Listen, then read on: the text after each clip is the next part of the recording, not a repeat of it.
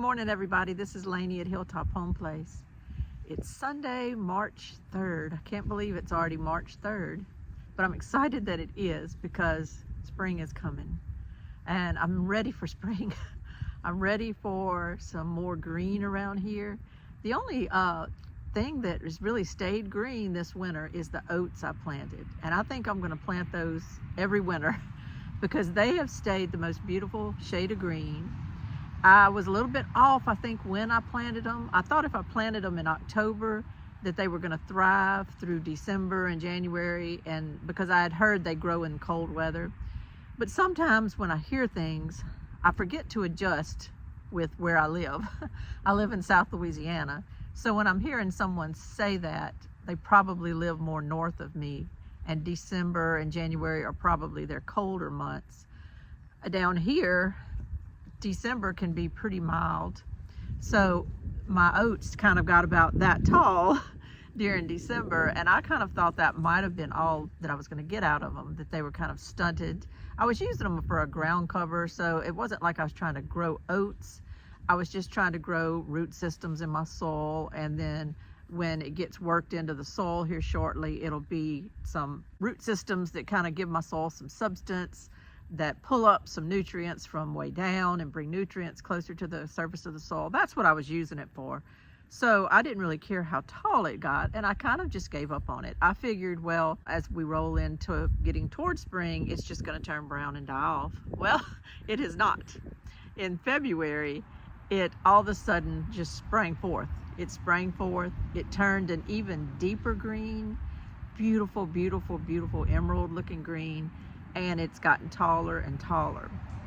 So the horse that I feed sometimes is very excited about it because I cut clumps of it for her constantly and I walk it over there to her.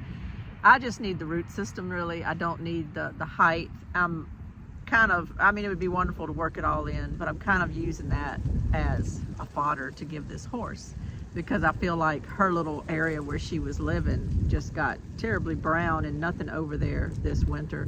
And when I come outside now, she comes to the fence. She's wanting those green oats. So I've been feeding it to her. And little things like that, just little things like coming out here every morning and cutting her oats and walking over there to the fence and feeding it to her has brought me a lot of joy. It's just brought me a lot of joy, connected me more to my property.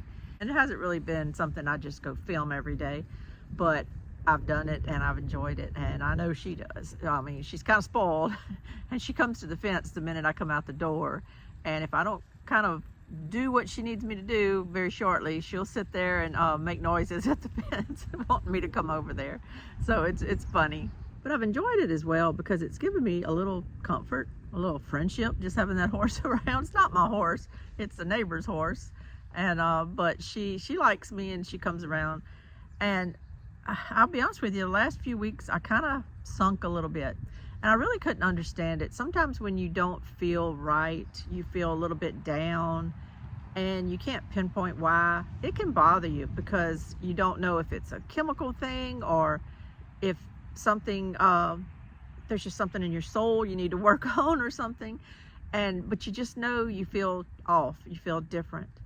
And so I didn't really understand those feelings for a week or so. I felt really out of sorts, really not me, really not real hopeful. I did a couple of videos and you probably didn't notice anything in the videos, but I was not feeling myself. And I think I've pinpointed why. Maybe I was sinking a little bit.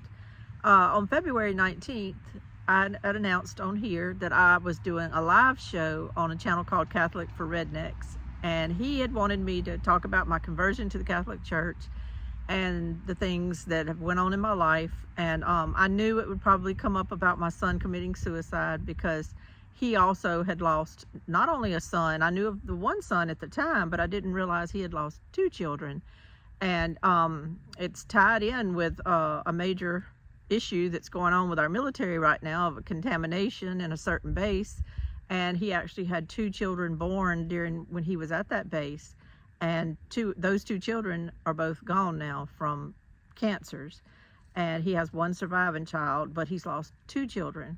And so that's tragic. And so I learned that story, not on that broadcast that night, but outside of the broadcast, I learned his story.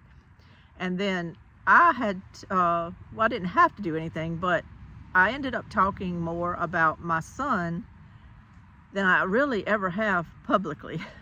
I really never been interviewed about anything before, but to jump in and kind of be interviewed about my faith life, losing my son. We even started talking about Richard's situation now and how that's affected our life. And so it was kind of a deep interview. I was kind of nervous beforehand just because I knew that it was going to be live. And when you're live, you get nervous. And I know I probably said the words, 1,000 times on there that night, and I really didn't mean to. But when you're nervous, you do things and you can't edit them out. They're just there for the world to see. So that made me nervous. So leading up to the interview, I just had those nerves, kind of like you do when you know you're going to have to give a speech on a end of a semester in a speech class. And so the entire semester, you know it's coming and you can't relax. Well, that's kind of how I felt. And then to actually be speaking of those times in my life, which it was, yes, painful. It was terribly painful, but it was also a deep story concerning God in that time and in that event, and just very personal things I'd really never talked about before, and really couldn't even tell the whole story of, because there's a lot more that I couldn't talk about. So I was having to kind of judge as I went what I could say and what I couldn't say. And let me just say this, at the end of it, I was exhausted. For a couple of days afterwards, I was played out. And it was a mental played out. It wasn't like I had shoveled dirt all day and wore myself out. It was a mental played out. And kind of surprised me that I would be so mentally played out from just talking. But it was emotional. And then as I re-listened to it, I was hearing my own self say things, and it just mentally, I guess I was reliving a lot of things that I have. That sometimes you're very, very good at keeping things shoved back in your consciousness, and when you have to talk about them publicly and things are just out there again, you kind of relive things. So anyway, that went on, and it was real. And so I'm glad I did it. I'm not glad I did it. I'm glad I did it. And I hope that anybody out there that might have gleaned anything off of it, and I know some people did, because as I said, I've been told by people how much it meant to them. And so I just give that to God. I give that to God. But at the time, emotionally, it kind of taxed me there for a little bit. And then we just seem to have bad news every day in this world, and we kind of get numb to it sometimes. Just how much more can we take sometimes? You hear 100 people killed here, or 1,000 people killed there, and sometimes you just can't even imagine, really. We can't imagine the actual tragedy. So we kind of push it back in our minds, because we cannot sit here every day and take in bad news over and over and over again and still go function well in the world. And we have to function well for our families. But even as I say that, you can hear something out of nowhere in the midst of all that we do here, in the midst of all the tragedy in the world. You can hear a particular something that just affects you, and it gets under that little wall you've built around yourself, to where you can function with your family and all every day by putting things in the background. All of a sudden you hear of one thing that really does affect you, and you cannot let it go, because you feel like just letting it go and pushing it back minimizes the issue at hand. And there's times when minimizing it feels so wrong. It just feels so wrong. And I think the particular news story that kind of hit me more than all others here lately was the little girl that went missing in Texas and ended up being found, and all the circumstances around it. angered me, really. Just angered me.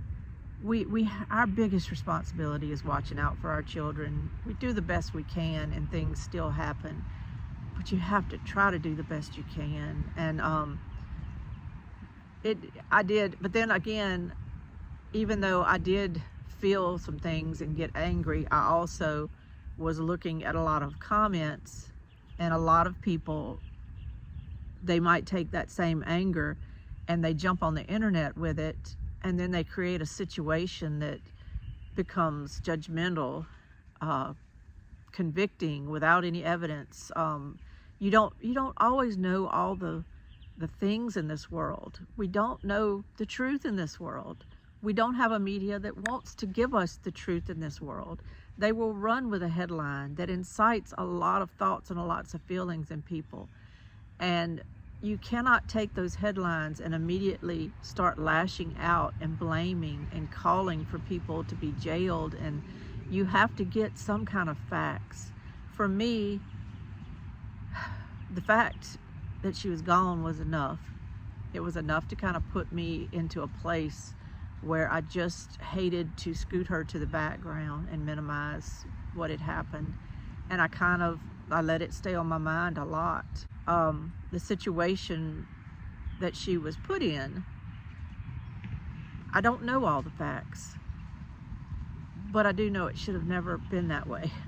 It should have never been that way. The least we can do is not invite people into our homes that are dangerous. That's the least we can do. But I don't know anything about whether things were malicious, whether things she was not prioritized. I don't know all the facts, and that's between God and everybody else and whatever the investigation unveils. I just know that I was angry we had lost another precious human being. And when you have feelings like that and you're combining them with your raw feelings and emotions that you're going through, sometimes you can kind of hit a little bum patch to where it's hard to get through things.